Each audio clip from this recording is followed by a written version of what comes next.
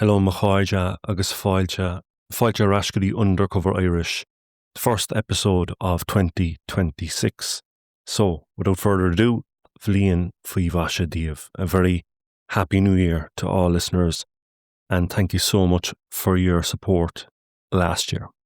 Now, Cáirde, today's episode begins probably where we looked at the last episode, where the last episode ended perhaps, because we're going to go back to the Dúchas archives.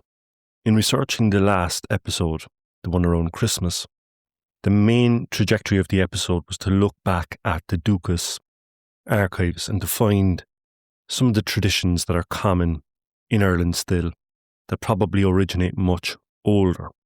And the main kind of message of that was that regardless of what kind of a custom or tradition or festival that we celebrate in Ireland, there's always a long tradition, a long custom, a long line which goes back, in the case of Christmas, older than Christmas itself. And one of the entries that I came across and kind of held back for this particular episode is a one that has to do with New Year's. And not the New Year's that we've spoken about before, the Celtic New Year, but rather the traditional New Year in the modern age, round about now. And it's something that I've seen referenced in the Hollybow in Cork this year. It's something I've seen referenced in kind of open folklore, kind of Ovail Gavail.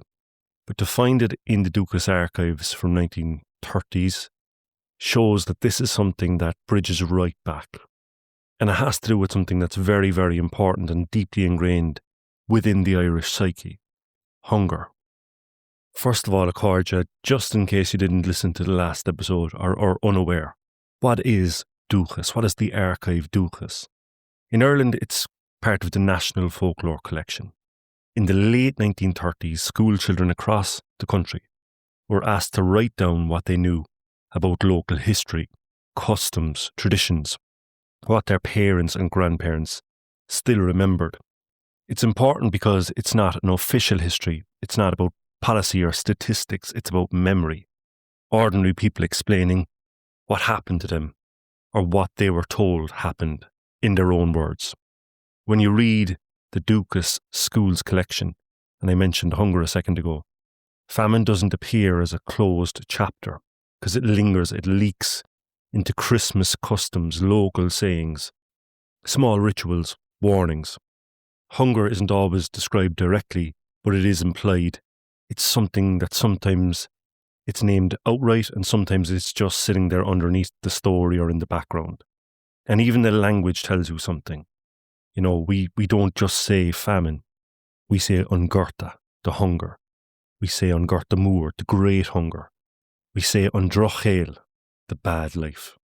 And that last one always stops me. It's not an event. It's not a disaster. It's a way of living, a condition you kind of exist inside of.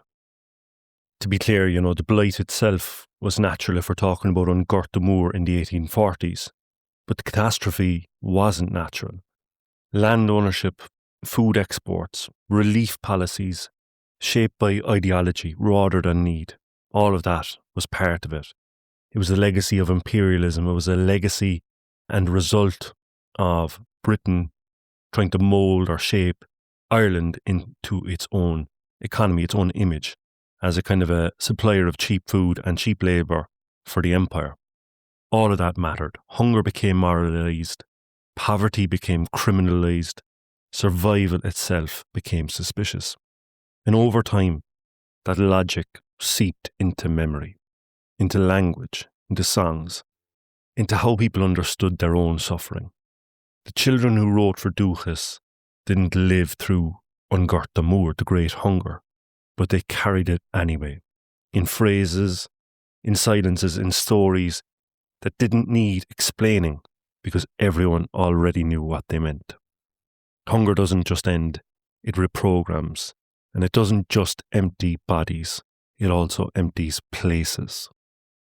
Now, the Dúchas archive entry that I wanted to discuss today that I held back from last week's episode for two reasons. Number one, it brings up the topic of hunger, An Gorta, and number two, because it's more in tune with New Year's, Bhliain. faoi bhaise. There are similar entries throughout Dúchas detailing similar customs around Ireland with slight differences. But the one I've chosen comes from County an Bhí, County Meath. And the entry is written by someone named Peggy O'Connor. And in describing New Year's and the customs, she says, long ago the people used to make a big cake on New Year's Eve. They used to paste it to the back of the door and say, Fógra mím an Gorta, go tír na dochta, an blian ó nocht, is a nocht go fearna. And I'll come back and explain that in a second. She goes on to say, after dinner, the pudding is cut and each person must take a bit. Long ago, the neighbours used to meet in one house on the night before, and soon as the clock struck 12, each would shout a Happy New Year, and then they would go. Now, I've seen, like I said, similar entries throughout Dúchas of similar traditions. Sometimes there's changes in, the cake being banged against the back door 3 times. Sometimes it's written in English. One of the reasons I picked this is because it's written as Gaeilge, it's written in Irish. And let's just have a look at what that means. So, Fógra mím an Gorta, go tír na dochta, go blian ó nocht, is a nocht go fearna. So, Fógra mím means I proclaim, or I announce. You're declaring, or you're banishing in this case. An Gorta is the famine. Go tír na dochta. Now, I've seen 2 examples of this. Tír na dochta is the land of plenty or abundance. I've also seen tír na dorcha, kind of closely linked with the Turkish land, but essentially it just means a land far away. Go blian ó a nocht, for a year from tonight, is a nocht go fearna. And tonight it is truly or indeed. So it's kind of prophetic. It's almost like a curse-like tone. You're cursing the hunger. You're banishing the hunger from this house, from this land, to a land far away, if you want to quote Star Wars.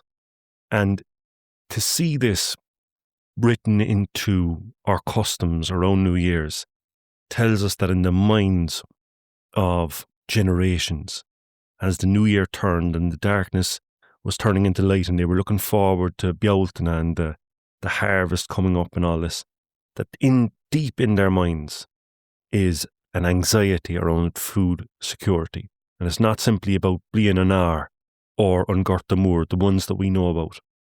It's the fact that for a number of centuries, the link between the land and the people has been broken by war, by imposed laws, by colonial practices, by imperialism.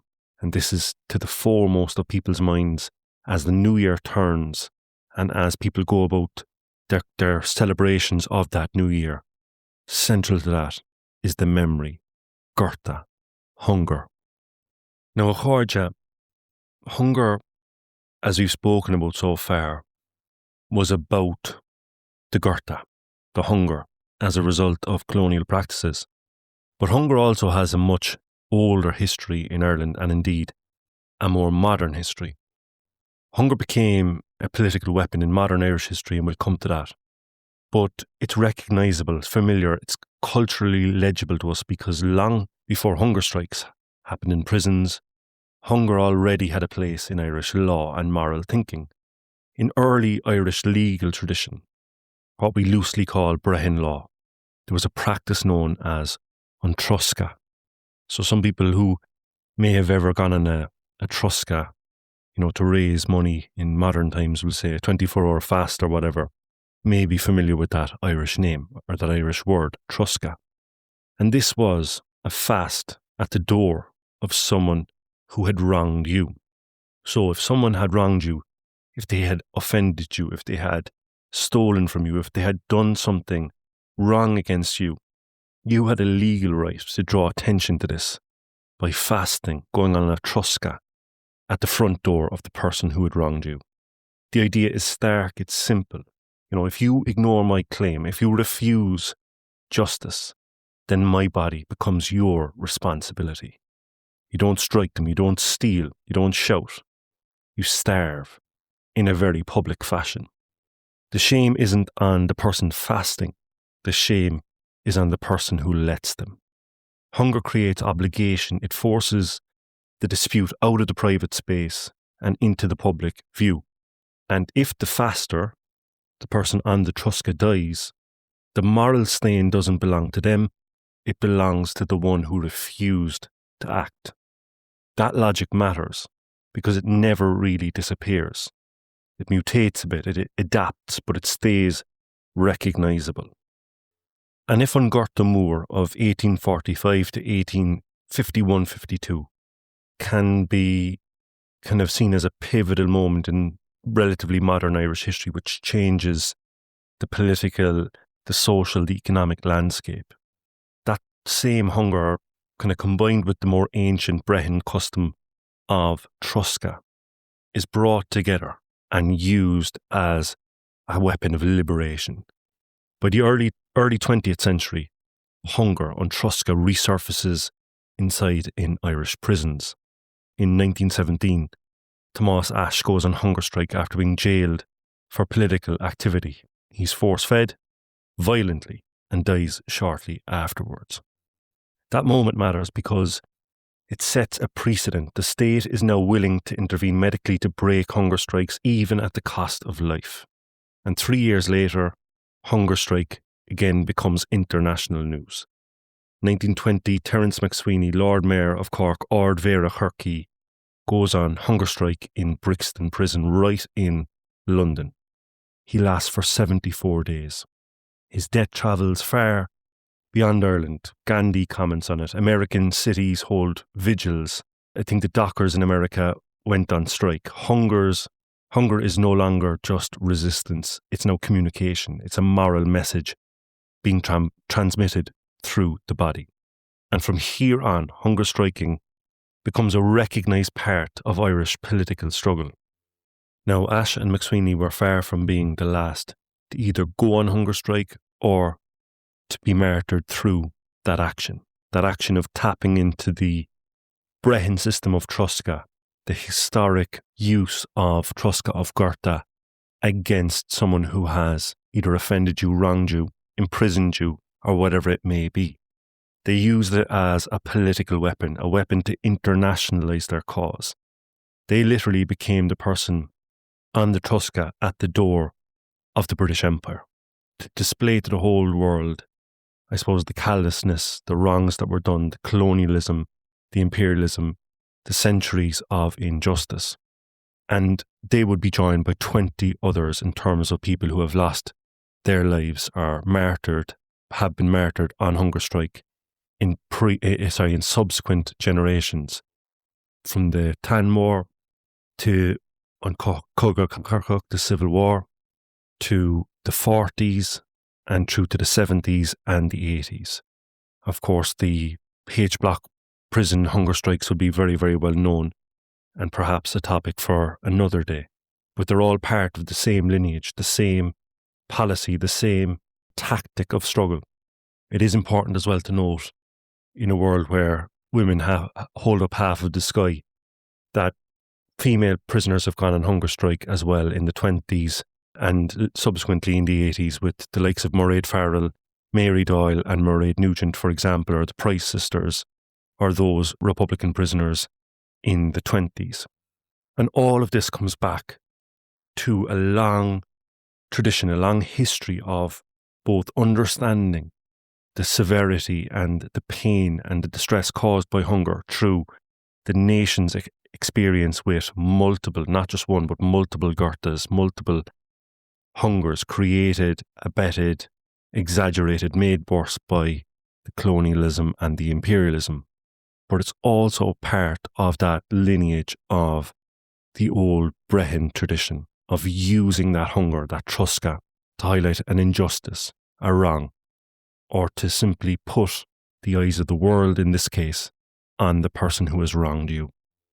Now, Corja, it would be remiss not to mention two other things which are tied to today. So when I think about history, not just Irish history, there's always a link from the past to the present.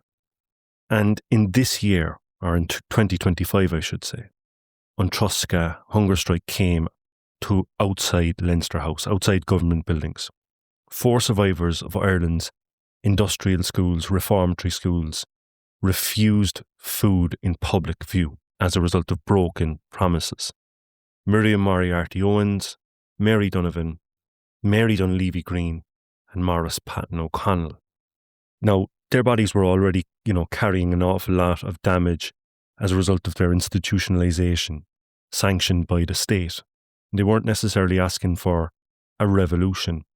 They were asking for recognition, for care, accountability. Decades of reports, inquiries, apologies, but there was still delay, and they felt unheard. So they chose hunger, they chose Troscadh, because it works. In Ireland, hunger still carries a moral weight. The old logic that if you ignore my words, you will have to answer for my body. And once you see that, you start noticing that this moral language doesn't stop at the Irish Sea. So that hunger strike was called off after, I think, 50 days, and there was promises made which I hope will be kept. But at the very same time, Accordia, right now, to show that this stuff doesn't end at the Irish Sea, and if, the goal of many Irish hunger strikes was to internationalise colonialism or imperialism or the wrongs or simply someone on remand or someone in internment, all part of the same thing, of course. At this very moment, in English prisons, people are being held on remand in cases linked to Palestinian action or Palestine action, and they're refusing food, not after conviction, but while waiting, because the machinery of the state does what it wants. It delays, it contains, and it exhausts. And I think it would be remiss of us, as those of us who have an interest in Irish history, that have a kind of a passion for Irish culture and Irish history and Irish tradition, first of all, not to see the similarities between, the longer Irish history in terms of the colonial project in Ireland and what has been happening more recently in the Middle East in the last 70 odd years in particular. But right now, at this very moment, there are people within English jails who are being held on long remand without access to fair legal systems, and they've taken the same decision as many Irish political prisoners have made in the past, to utilise their bodies as the kind of last resort, the weapon of last resort, to put the pressure on the British government. And Accordia, I would appeal to any listener to do whatever you can to publicise those cases and to bring about justice for those people. So Accordia, we started, or not necessarily starting, but we formed all of this around a couple of sentences written down by a child. That was the starting point in my thought process with this particular episode. It wasn't a theory, it wasn't a demand, it was a declaration. Fógriam an Gorta. Hunger denounced or forbidden or thrown away. What Dukas material teaches us, if you stay with it long enough, is that hunger isn't an interruption in history. It's a through line. It's there in early law and the Troscadh, in the idea that if the power refuses justice, the body becomes the argument. It's there centuries later in the Corn Laws and all of those things that contributed to An Gorta Mór. When the food leaves the country, while people starve. And hunger is treated not as a failure of the system, but as a lesson to be learned. It's there when the cabins are levelled, when the villages go quiet, and when children grow up thinking that this emptiness is natural. And then it moves to the flesh. From Thomas Ashe to McSweeney, starving slowly so the world would have to look on. From the many prisoners in the Free State to Sands and the others in 1981, whose bodies turned absence into presence. Different regimes, different flags, but the same logic. And that logic doesn't stop at Ireland's edge. Because when you see survivors sitting outside Leinster House refusing food so they can't be ignored, you also see Palestinian prisoners on remand or pro-Palestinian prisoners on remand in English jails doing the same thing, refusing food, not to die, but to be heard. You realise that not only is this part of the Irish psyche, the Irish political tradition, the Irish legal tradition even. But I believe that there's an onus on us as Irish people to support people who use the same tactic to draw attention to wrongs around the world. From Ireland to Palestine, from law to economy, from policy to prison. Sometimes the language changes, the accents change, sometimes even borders change. But the grammar doesn't. The body says the same thing it's always said. If you will not answer my words, you will have to answer for me. The children who wrote for Dúchas didn't spell any of this out. They didn't need to. They just wrote down what lingered. Hunger was never neutral, and the silence was never empty. The absence is never accidental. Maybe that's the inheritance. There's not one single lesson in this Accordia, but it's a way of reading the world. Because if we learn how to listen to language, to land, to bodies pushed to the edge, we start to hear hunger not as a background noise, but as the question that keeps being asked over and over again. Will you look? Will you answer? Or will you pretend you didn't hear this time either? Sinna bhfuil Accordia. I hope you enjoyed that episode. That's the first for 2026 for this year, Accordia. Really looking forward to a number of projects that I've got planned and looking forward to drop. In regard to that, Accordia, thank you so much to those people who support on Patreon or Patreon. It's a huge boost. It helps to look after the upkeep or the overheads of the podcast. Thank you so much as well for the feedback, Accordia, that people send. It means an awful lot. It gives me great spraga, great boost whenever someone contacts me about an episode. So gura míle maithagh asocht sin. Accordia, as the new year starts and the new year dawns, once again to wish you all an bhliain faoi bhaise, a happy new year. And Marokil score, Accordia, the last thing there.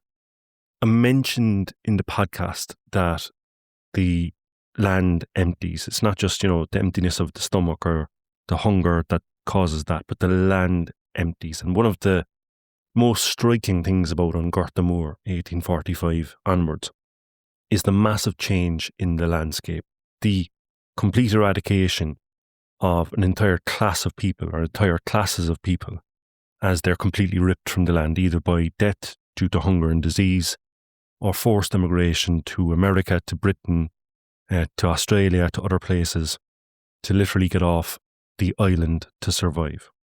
And this involves the disappearance of villages and townlands and everything like that. And recently, Accordia, I went a bit exploring, shall we say, and found myself in one of these disappeared villages, these abandoned villages, Court Apartine, Court Unfortine.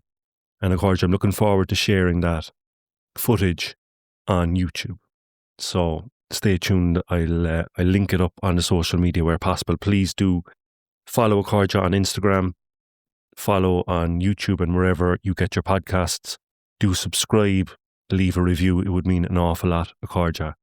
So, uimsha from me, chuibsha to you guys, avlian fi vasha, agus slán go fóil, agus berigi bua, Accordia.